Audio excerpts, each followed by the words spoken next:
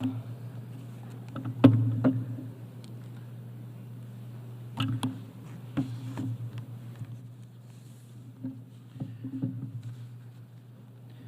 las autoridades de las Naciones Unidas, los representantes de los distintos países que la integran y todos los ciudadanos del mundo que nos estén mirando, buenas tardes. Para aquellos que no lo saben, yo no soy político, soy un economista liberal libertario, que jamás tuvo la ambición de hacer política y que fue honrado con el cargo de presidente de la República Argentina frente al fracaso estrepitoso de más de un siglo de políticas colectivistas que destruyeron nuestro país. Este es mi primer discurso frente a la Asamblea General de las Naciones Unidas y quiero aprovechar para, con humildad, alertar a las distintas naciones del mundo sobre el camino que están transitando hace décadas y sobre el peligro que implica que esta organización fracase en cumplir su misión original. No vengo aquí a decirle al mundo lo que tiene que hacer. Vengo aquí a decirle al mundo, por un lado, lo que va a ocurrir si las Naciones Unidas continúan promoviendo las políticas colectivistas que vienen promoviendo bajo el mandato de la Agenda 2030, y por el otro, cuáles son los valores que la nueva Argentina defiende. Quiero, sí, comenzar dando crédito cuando el crédito corresponde. La Organización de Naciones Unidas nace del horror de la guerra más cruenta de la historia global, con el objetivo principal de que nunca volviera a ocurrir. Para ello, la organización grabó en piedra sus principios fundamentales en la Declaración Universal de Derechos Humanos. Ahí se consignó un acuerdo básico en torno a una máxima, que todos los seres humanos nacen libres e iguales en dignidad y derechos. Bajo la tutela de esta organización y la adopción de estas ideas, durante los últimos 70 años la humanidad vivió en periodo de paz global más largo de la historia, que coincidió también con el periodo de mayor crecimiento económico de la historia. Se creó un foro internacional donde las naciones pudieran dirimir sus conflictos a través de la cooperación, en vez de recurrir instantáneamente a las armas, y se logró algo impensado: sentar de manera permanente a las 5 potencias más grandes del mundo en una misma mesa, cada una con el mismo poder de veto, a pesar de tener intereses totalmente contrapuestos.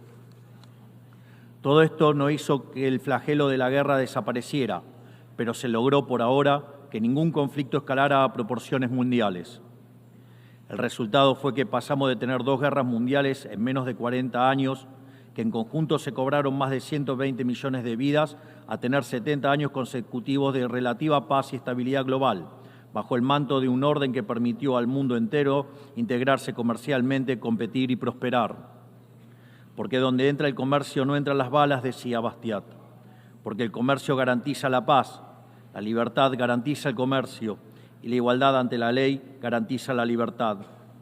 Se cumplió, en definitiva, lo que consignó el profeta Isaías y se lee en el parque cruzando la calle. Dios juzgará entre las naciones y arbitrará por los muchos pueblos. Forjarán sus espadas en rejas de arado y sus lanzas en podadoras. Nación no tomará espada contra nación, nunca más conocerán la guerra. Esto es lo que ha ocurrido mayormente bajo la tutela de las Naciones Unidas en sus primeras décadas. Y por eso, desde esta perspectiva, estamos hablando de un éxito destacable en la historia de las naciones que no puede ser soslayado. Ahora bien, en algún momento, y como suele ocurrir con la mayoría de las estructuras burocráticas que los hombres creamos, esta organización dejó de velar por los principios esbozados en su declaración fundante y comenzó a mutar. Una organización que había sido pensada esencialmente como un escudo para proteger el reino de los hombres se transformó en un leviatán de múltiples tentáculos que pretende decidir no solo qué debe hacer cada Estado-nación, sino también cómo deben vivir todos los ciudadanos del mundo. Así es como pasamos de una organización que perseguía la paz a una organización que le impone una agenda ideológica a sus miembros sobre un sinfín de temas que hacen a la vida del hombre en sociedad.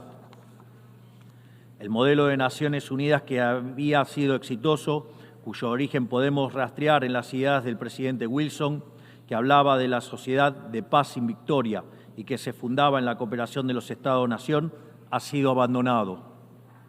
Ha sido reemplazado por un modelo de gobierno supranacional de burócratas internacionales que pretenden imponerle a los ciudadanos del mundo un modo de vida determinado. Lo que se está discutiendo esta semana aquí en Nueva York, en la Cumbre del Futuro, no es otra cosa que la profundización de ese rumbo trágico que esta institución ha adoptado. La profundización de un modelo que, en palabras del propio secretario de las Naciones Unidas, exige definir un nuevo contrato social a escala global, redoblando los compromisos de la Agenda 2030. Quiero ser claro en la posición de la Agenda Argentina. La Agenda 2030, aunque bien intencionada en sus metas, no es otra cosa que un programa de gobierno supranacional de corte socialista que pretende resolver los problemas de la modernidad con soluciones que atentan contra la soberanía de los Estados-nación y violentan el derecho a la vida, a la libertad y a la propiedad de las personas. Es una agenda que pretende solucionar la pobreza, la desigualdad y la discriminación con legislación que lo único que hace es profundizarla.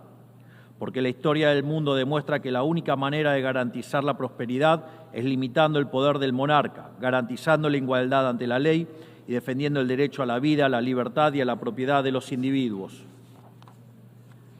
Ha sido precisamente la adopción de esa agenda que obedece a intereses privilegiados y el abandono de los principios esbozados en la Declaración Universal de Derechos Humanos de las Naciones Unidas lo que tergiversó el rol de esta institución y la puso en una senda equivocada. Así, hemos visto cómo una organización que nació para defender los derechos del hombre ha sido una de las principales propulsoras de la violación sistemática de la libertad, como por ejemplo con las cuarentenas a nivel global durante el año 2020 y que debería ser considerado un delito de lesa humanidad. En esta misma casa, que dice defender los derechos humanos, han permitido el ingreso al Consejo de Derechos Humanos a dictaduras sangrientas como la de Cuba y Venezuela sin el más mínimo reproche. En esta misma casa, que dice defender los derechos de las mujeres, permite el ingreso al Comité para la Eliminación de la Discriminación contra la Mujer a países que castigan a sus mujeres por mostrar la piel. En esta misma casa, sistemáticamente, se ha votado en contra del Estado de Israel, que es el único país de Medio Oriente que defiende la democracia liberal, mientras se ha demostrado en simultáneo una incapacidad total de responder al flagelo del terrorismo. En el plano económico, se han promovido políticas colectivistas que atentan contra el crecimiento económico, violentan los derechos de propiedad y entorpecen el proceso económico natural, llegando a impedirle a los países más postergados del mundo gozar libremente de sus propios recursos para salir adelante. Regulaciones y prohibiciones impulsadas precisamente por los países que se desarrollaron gracias a hacer lo mismo que hoy condenan. Se ha promovido además una relación tóxica entre las políticas de gobernanza global y los organismos de crédito internacional, exigiéndole a los países más relegados que comprometan recursos que no tienen en programas que no necesitan, convirtiéndolo en deudores perpetuos para promover la agenda de las élites globales. Tampoco ha ayudado el tutelaje del Foro Económico Mundial, donde se promueven políticas ridículas con anteojeras maltusianas, como las políticas de emisión cero, que dañan sobre todo a los países pobres, a las políticas vinculadas a los derechos sexuales y reproductivos, cuando la tasa de natalidad de los países occidentales se está desplomando, anunciando un futuro sombrío para todos. Tampoco la organización ha cumplido satisfactoriamente su misión de defender la soberanía territorial de sus integrantes, como sabemos los argentinos de primera mano en la relación con las Islas Malvinas. Y llegamos incluso a una situación en la que el Consejo de Seguridad, que es el órgano más importante de esta casa, se ha desnaturalizado, porque el veto de sus integrantes permanentes se empezó a utilizar en defensa de los intereses particulares de algunos. Así estamos hoy, con una organización impotente en brindar soluciones a los verdaderos conflictos globales, como ha sido la aberración y aberrante invasión rusa a Ucrania, que ya le ha costado la vida a más de 300.000 personas, dejando un tendal de más de 1 millón de heridos en el proceso.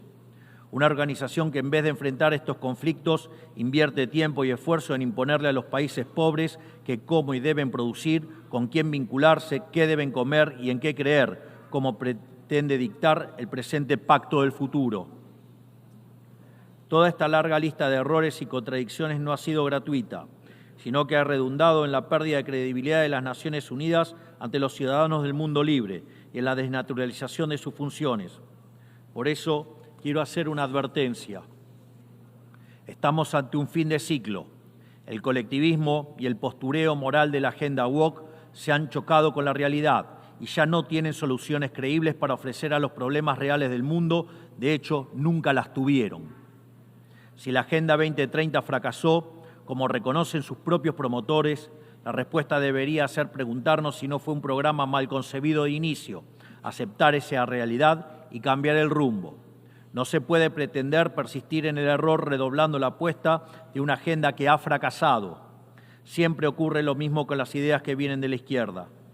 Diseñan un modelo acorde a lo que el ser humano debería hacer, según ellos, y cuando los individuos libremente actúan de otra manera, no tienen mejor solución que restringir, reprimir y coartar su libertad.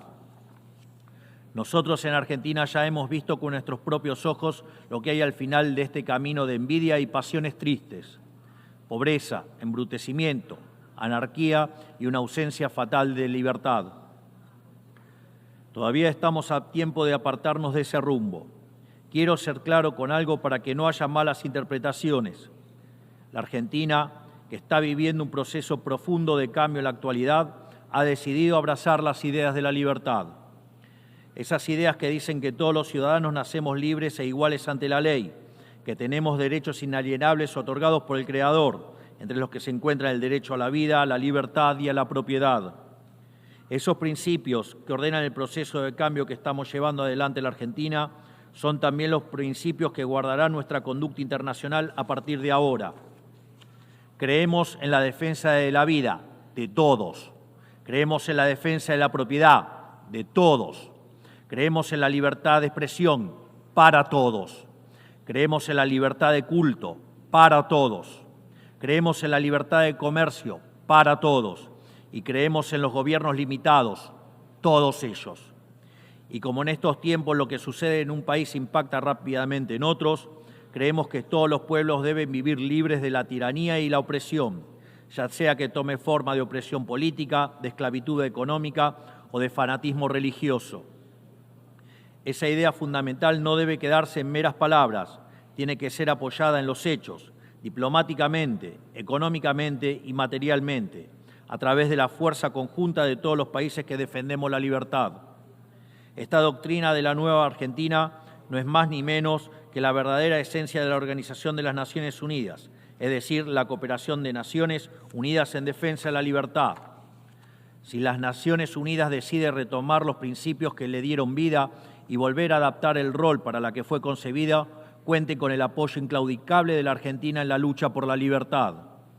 Sepan también que la Argentina no acompañará ninguna política que implique la restricción de las libertades individuales, del comercio ni la violación de los derechos naturales de los individuos. No importa quién la promueva ni cuánto consenso tenga esa institución.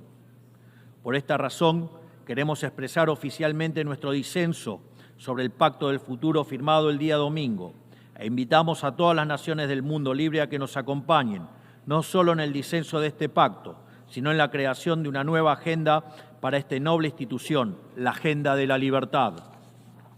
A partir de este día, sepan que la República Argentina va a abandonar la posición de neutralidad histórica que nos caracterizó y va a estar a la vanguardia de la lucha en defensa de la libertad. Porque, como decía Thomas Paine, aquellos que desean cosechar las bendiciones de la libertad deben como hombres soportar la fatiga de defenderla. Que Dios bendiga a los argentinos y a todos los ciudadanos del mundo y que las fuerzas del cielo nos acompañen. ¡Viva la libertad, carajo! Muchas gracias.